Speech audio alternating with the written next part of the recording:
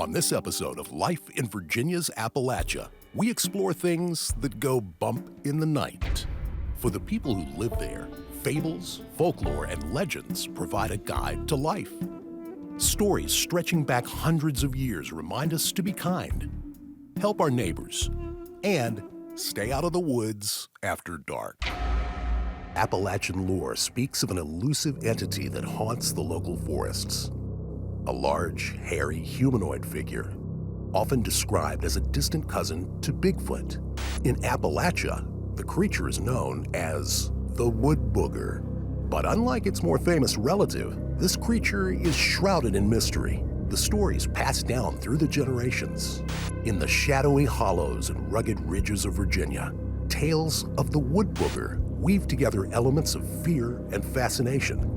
Locals whisper about strange sounds in the night, sudden movements just beyond the tree line, and the unmistakable feeling of being watched. In the Appalachian Mountains, folklore isn't just a relic of the past. It's woven into the very fabric of life, from the tales of the Mothman to the Virginia Devil Monkey and the Wood Booger. These stories reflect the fears, hopes, and connection we all have to the wild. So, are the legends true? We're about to head into the thick of the Appalachian forest to find out, where the line between reality and myth blurs in the shadow of the trees.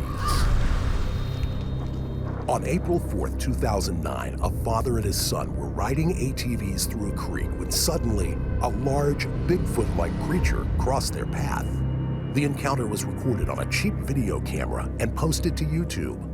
The clip, called The Beast of Gum Hill, caught the attention of Animal Planet's Finding Bigfoot.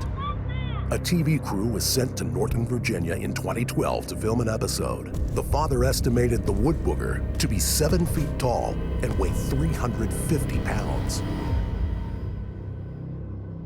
The Wood Booger. Back in 2012, Animal Planet Finding Bigfoot came to the area, and they were on High Knob doing their research and filming. And when that episode aired, it caused a stir in the area that put Norton on the map of a Bigfoot in the area.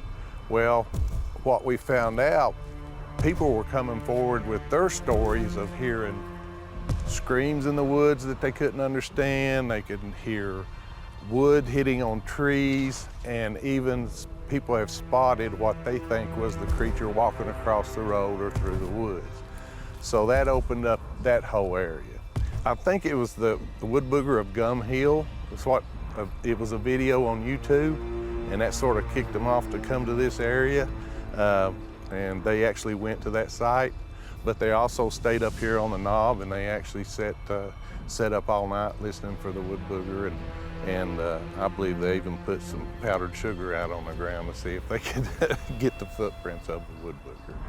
But like I say, it's brought a lot of people out that have heard the Wood Booger. They have seen likeness of him in the mountains, and they have actually seen large footprints in the soil. And people are serious about this. They believe they've actually seen this character. I myself have not. Norton has taken a different approach as far as Bigfoot, because we call it the Wood Booger. I know there are some serious conventions. One's down in the Gatlinburg area, the Bigfoot Festival or Bigfoot Gathering, and they actually go into the woods and try to find the creature. It's serious to them. We, on the other hand, we want to do it for an entertainment purpose.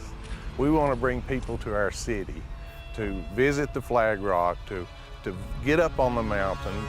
You'll be surprised how many people in Wise County just have not been on this mountain. Folklore is it's a living, organic kind of a thing, and you can study it, but it exists outside that. To compare it to, say, literature, the study of literature is kind of a it exists only within people who do it. It's kind of an abstraction or esoteric in a way. But folklore doesn't care whether people study it or not. It's something that goes on.